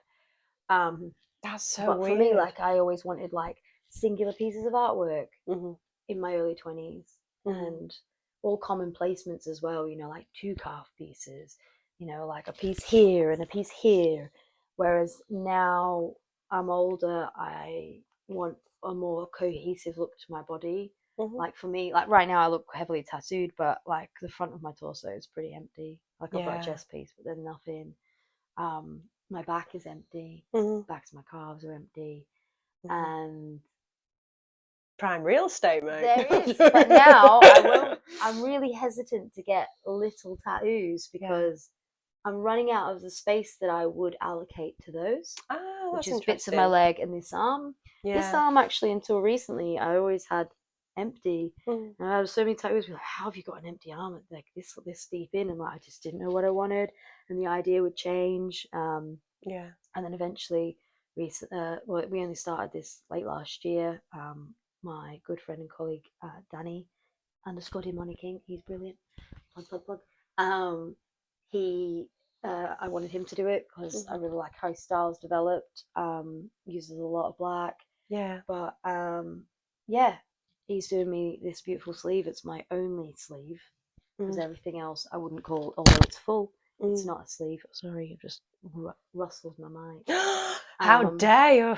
No, sorry if you've got headphones on, guys.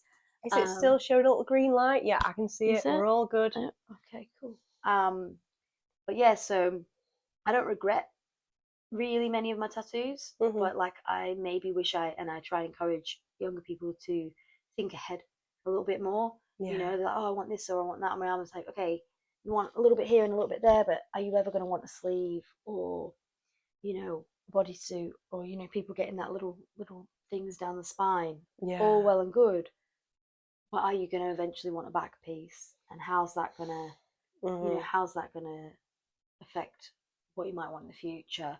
Because your aesthetic will change. Or if you, I always say to people, like, do you see yourself being a heavily tattooed person in future? And if they say yes, that's when I'll just sort of try and be like, just think a little bit more then of the overall canvas of your body. And I'm like, standing in a mirror and looking at your body naked or in underwear and seeing like how you'd want it to look as a cohesive piece.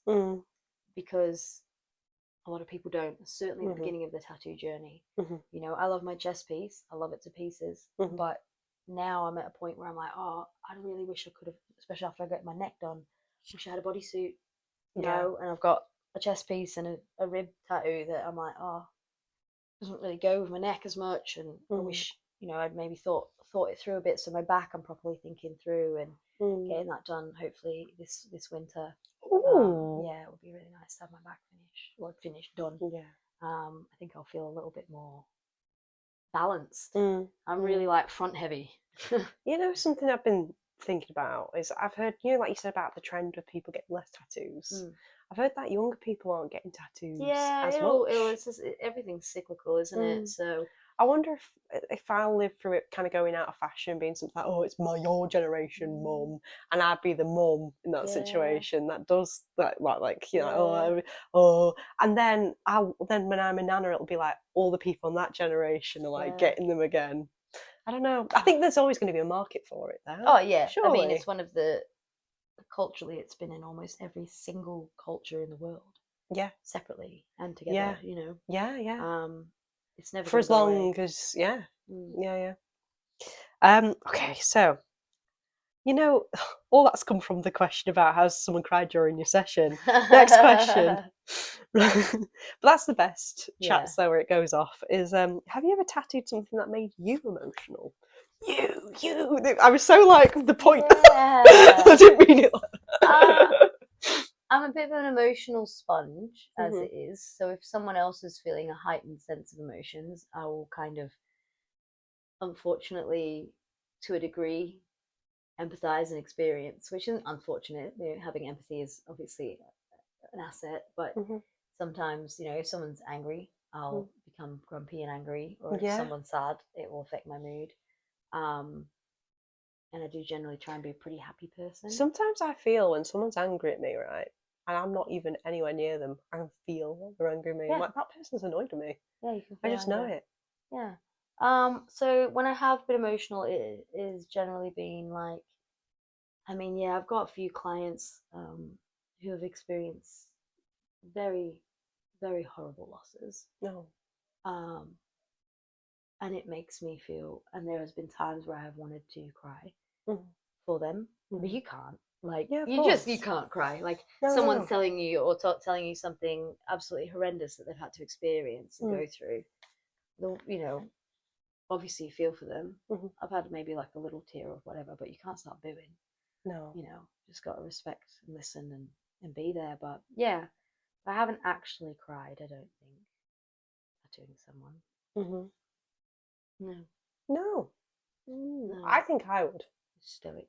I cry very easily though.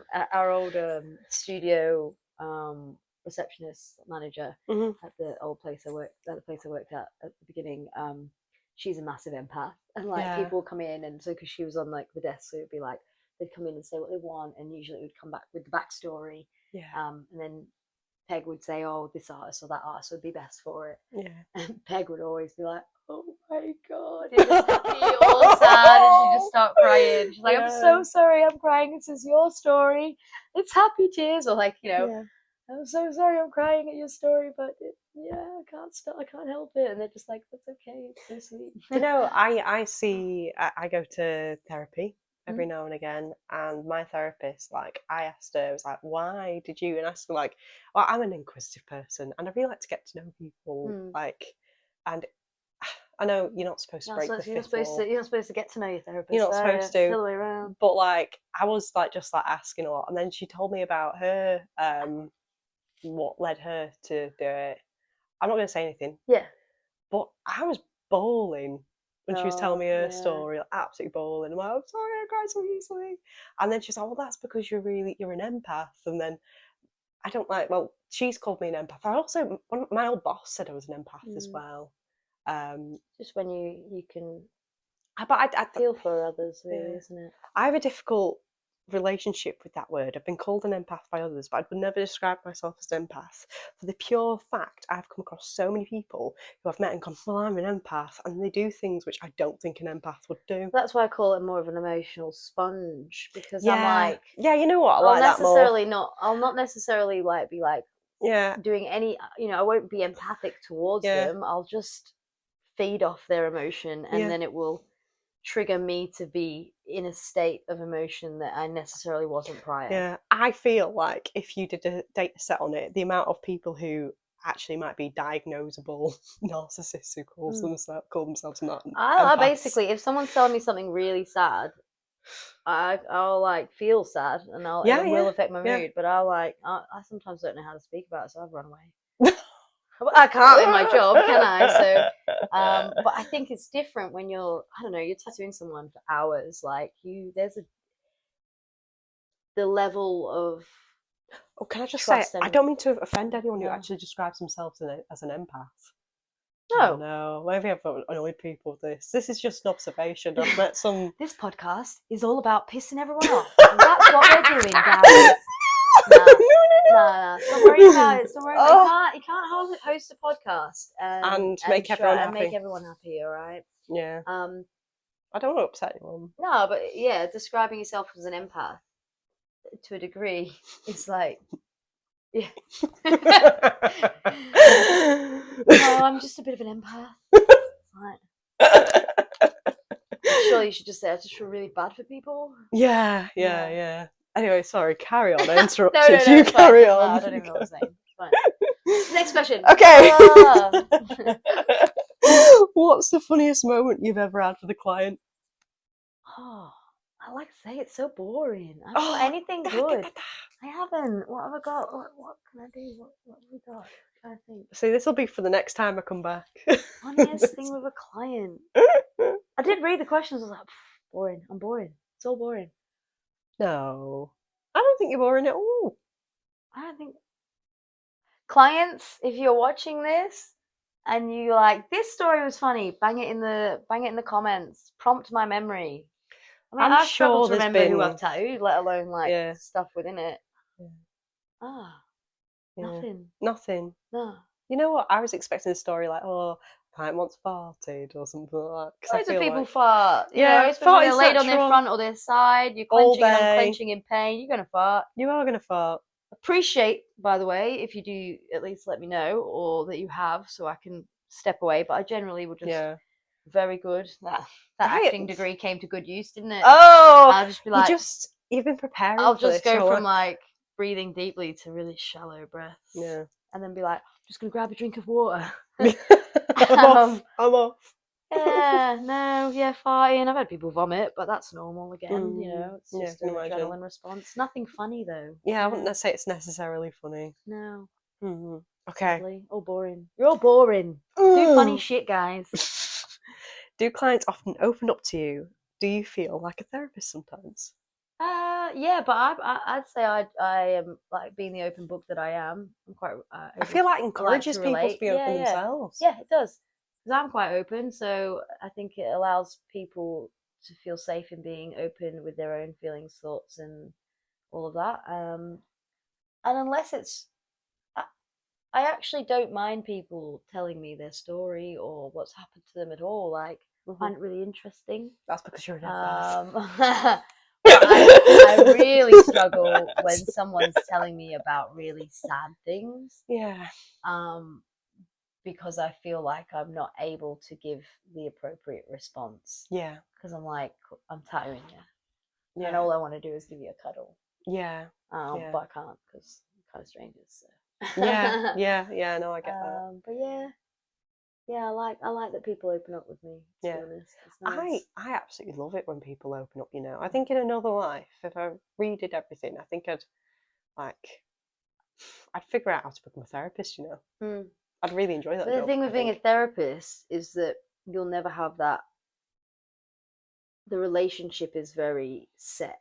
Yeah, that's true. You know, whereas with what I do, I'm not a therapist at all, but people leave feeling better because they've offloaded or, you know, everyone likes to offload from time to time. We use our friends, but sometimes you don't want to do that to a friend. Sometimes it's nice to just do it to someone who has no idea who the people you're talking about are. Yeah. You know, completely Also, impartial. you can be weirdly more honest about what's going on. Of course. Yeah, and with your feelings, if you're talking about, you know, issues with a partner or a friend or a family member, you're talking to someone who has no idea who they are, and so their view of the situation is fresh. Yeah. And I think sometimes that's quite nice to be able to do that with someone. I mean, I know I've done it.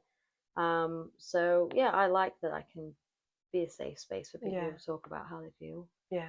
And then generally, it's not very often that I'm like, oh God, I don't want that. But yeah, no, it's pretty good. What's like the longest session you've done? On somebody else? 8 hours. 8 hours. Yeah, with breaks. With breaks, yeah. I imagine you get to know someone really well. Bless my client the other day, Abby. Yeah, that's it. So eventually they're like clients, but then they, in a way, in my mind, I'm like kind of cusping on friend zone. Yeah. Because clients eventually start, especially certain people, if you resonate with each other, become friends. Yeah. You know, that's just gonna happen, isn't it? So that's always that's a blessing in my job as well. But yeah.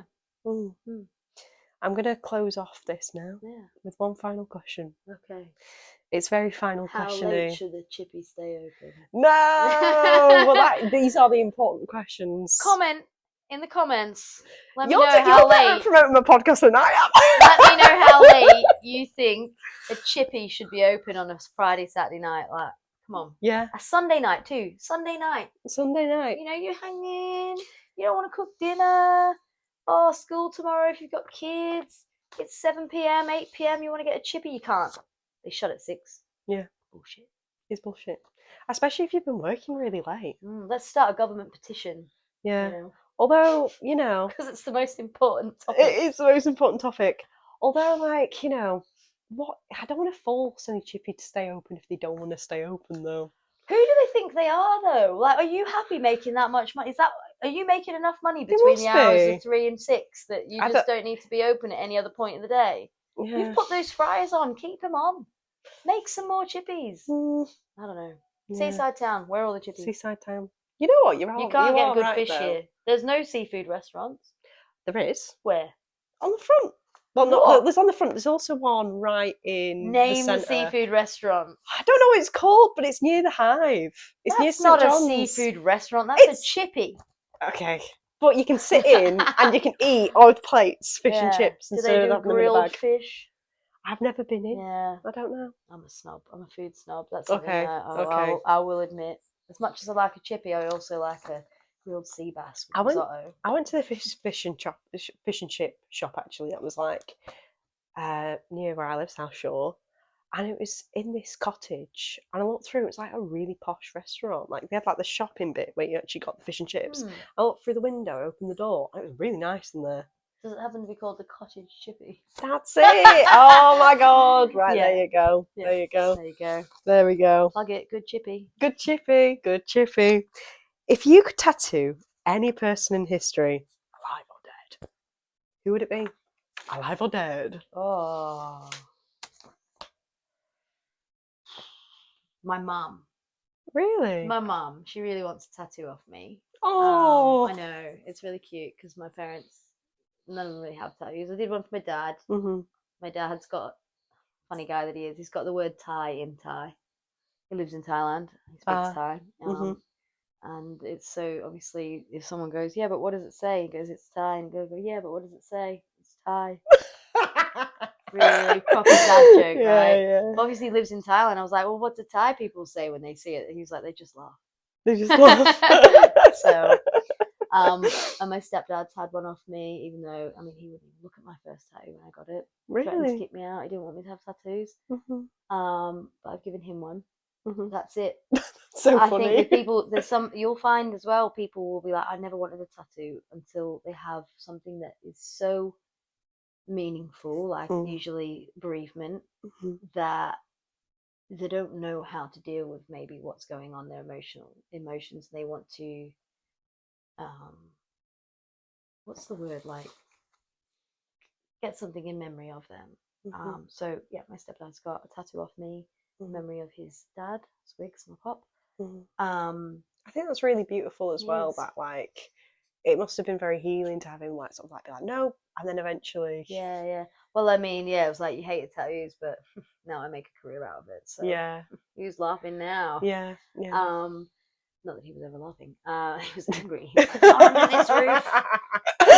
Not while you live under this roof, you won't. Yeah.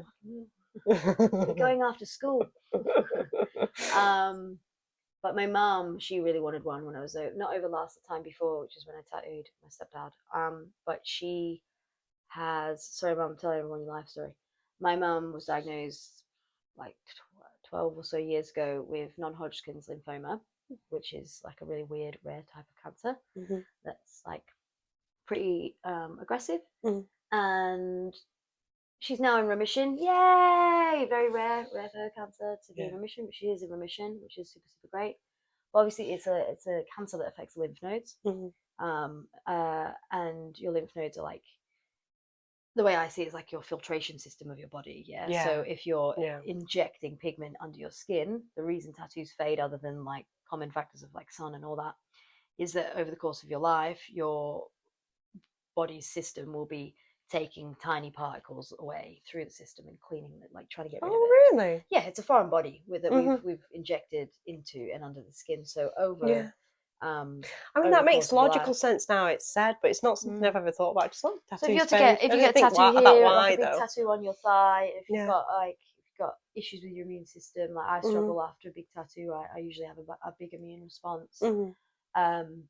But usually, so I got one, a couple on my thighs recently, and my lymph nodes in my groin all got really swollen. Or when I got my armpit tattooed, my lymph nodes in my armpit got really swollen. My neck, same with my neck. So she was concerned, and she just said, well, it affects lymph nodes being tattooed. what do you think? And I was like, if I'm honest, Mum, you've made it to 50 odd years old with no tattoos. I don't want to be the reason you have, a cancer relapse or whatever. So let's not. Yeah. Yeah. But she's leaning more and more towards it. So if I could tattoo anyone, because I know she really wants that, No. she wants a tattoo off me to represent us, and I'd love to do it for her. So in an ideal world, if I could, I'd tattoo my mom. I think that's really beautiful. Because my mom's a fucking legend. I just got a tattoo for my mom, recently, and she's dead chuffed about it. So I got her nickname in like gangster writing. Am I okay to see it? Yeah, it's not looking great right now. It's on my hip. Oh, there it is. There we are. Mehmet. By Josh Baird. Another plug. Great tattoos. Great local tattoos. At On-Point Tattoo Studio. Plug. But yeah, always wanted. I love Josh's. He specializes in. He does loads of stuff, black and grey realism and stuff. But he has really cool. He's a graph artist as well, and he has a really amazing way of create. Like, he creates beautiful freehand text font on people, and it really fucking looks so cool. Even though like most of my things like little pretties and things, and I was like, fucking love the way you do your writing, but I don't think there's any word I'd ever get on me other than like mum, but mum would just look ridiculous because it's just 3 letters, right? And that's when I realized I call my mum Mehmet. It's my personal nickname for my mum. It doesn't actually mean anything. It's just something anyway that I started calling her years and years ago. And there's a little moth in here. There's a little moth. Hey, guy. Hey. Yeah, so Mehmet, it looks really cool too. A friend of mine Googled it, like, to see what language it was. And I was like, it's not. No, language. it's just my little thing, word. and that has meaning to you. Yeah. So she was really chuffed about that. So well, I think on that note, that really lovely note, I think it's a really nice place to end it. Thank you for listening. I'm never gonna watch this. I think it will make me cry. Cringe. Oh, well, it's been really lovely. Thank you so much. And in celebration, you are now a member. You get a badge. You get a badge. The Eccentric Lady Society. You're now a member of the Eccentric Lady Society. Enjoy your badge. Eccentric, I do think. Thank you. Woo! Yeah! Woo! Yes. Get in there. Beautiful. Thank you so much. It was an absolute pleasure being on your show. I listen to a lot of podcasts, so it's really nice to actually be in one and feel how it progresses. It's just a conversation. Oh, bang. Sorry, is the light still on? I don't know, I'm still bopping it. Oh no, the light's still on. Sorry, everyone. Forgot this was here. At the end. But yeah, it's been lovely. So what's that? ASMR. Hello, this is the host of the Eccentric Lady Society talking. So I have to end the podcast here because we spend the next 8 minutes chatting about future guests, chatting about life, and it turns into, we forget we're on a podcast basically at this point, and we just start chatting about normal stuff. So I'm going to end it here. It's been an absolute pleasure having Nat on the show. She's a lovely person. She's a joy. And I'm very grateful to have her in my life. She's a wonderful guest. It was a lovely podcast. I'm super, super excited to have guests on the show in the future. Thank you for watching. I do this podcast underneath my stage name, A.L.M.O.R.A. And yes, have a lovely week. Thank you so much. All right, bye.